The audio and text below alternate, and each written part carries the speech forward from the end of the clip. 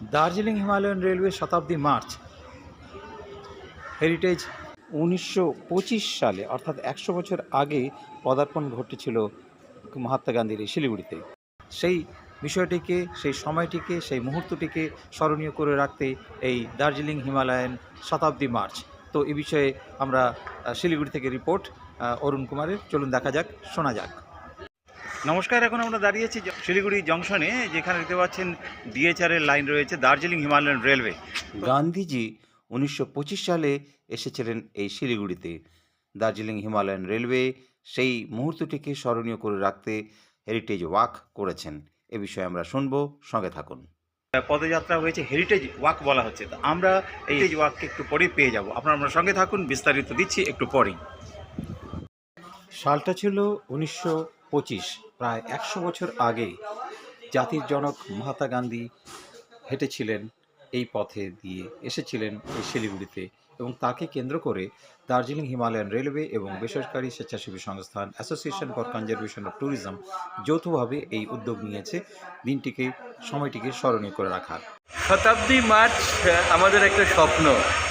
আজ থেকে 100 বছর আগে আমরা জানি যে মহাত্মা গান্ধী উনি এসেছিলেন সেই সময় দেশবন্ধু চিত্তরঞ্জন দাস দার্জিলিংয়ে। উনি বেশ অসুস্থ। এবার উনি যেহেতু একটা পিলার ছিলেন আমাদের ইন্ডিয়ান ফ্রিডম মুভমেন্টের, তো ওনাকে দেখতে ওই সময় অ্যানিবেশন আমাদের মহাত্মা গান্ধী এবং বিভিন্ন যারা এই ফ্রিডম মুভমেন্টের লিডার ছিলেন, তারা দেশবন্ধু চিত্তরঞ্জন দাসের সাথে মিটিং করতে দার্জিলিংয়ে চলে আসেন। এবং পরবর্তী পর্যায়ে আমাদের স্বাধীনতা মুভমেন্টটা কীভাবে যাবে, কীভাবে এগোবে, একটা স্বরাজের যেই দর্শন, সেই দর্শনটা পুরো দার্জিলিংয়ে বসে ঠিক হয়। মহাত্মা গান্ধী যখন আসছেন যাচ্ছেন, উনি জানতে বা অজান্তে উনি কিন্তু বিভিন্ন সময় কিন্তু উনি এই দার্জিলিং হিমালয়ান রেলওয়ের সাথে ওনার এনকাউন্টার হয়। আমাদের নন্দু সিংজি, যিনি আমাদের আজকের ভেনাস মোড়ে থাকেন, তখনের আমাদের শিলিগুড়ি রোড স্টেশন, তার পাশে ওনাদের বাড়ি। ওনার বাবা সাথে দেখা করতে ওনাদের বাড়িতে মহাত্মা গান্ধী ছিলেন, তারপরে তিনধরিয়ায় ছিলেন, তারপরে দার্জিলিংয়ে ছিলেন। তো বিভিন্ন সময় এই দার্জিলিং হিমালয়ান রেলওয়ের সাথে ওনার এনকাউন্টার হয়।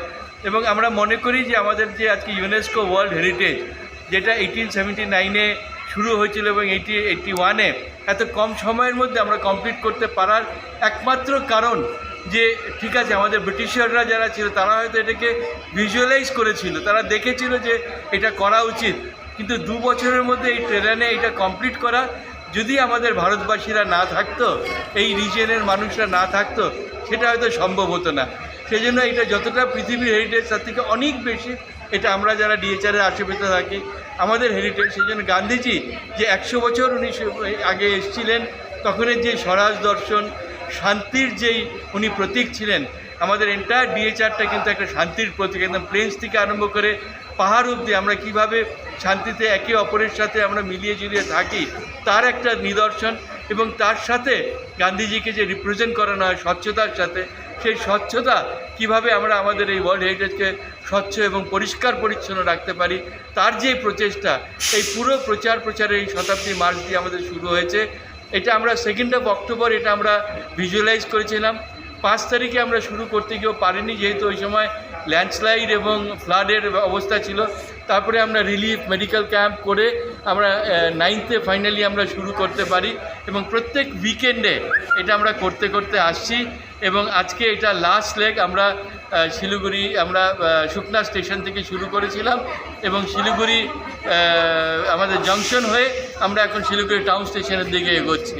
তো এই যাত্রা আজকে যেরকম শেষ হচ্ছে শতাব্দী মার্চের, কিন্তু আমরা বলবো যে এই যে দর্শন, স্বরাজ, স্বচ্ছতা এবং শান্তির যেই দর্শন, সেই দর্শনের কিন্তু আমরা ডিএচআর কমিউনিটিকে নিয়ে গোটা পৃথিবীর কাছে এই বার্তাটা পৌঁছে দেওয়ার এই শুরু, এই কাজের শুরু বা অ্যাকশনের শুরু। তো association for conservation and tourism, আমরা দার্জিলিং হিমালয়ান রেলওয়ে, এনএফ রেলের যে দার্জিলিং হিমালয়ান রেলওয়ে সেকশন আছে, তাদের সাথে কোলাবোরেশন করে এই কাজটা আমরা শুরু করছি। কিন্তু এইটা কিন্তু বছর মানে মিনিমাম 1 থেকে 2 বছর ধরে, যতক্ষণ না পর্যন্ত আমরা আমাদের গোল অ্যাচিভ করতে পারছি, এটা কিন্তু চলবে। শিলিগুড়ি টাউন স্টেশন থেকে অরুণ কুমারের রিপোর্ট।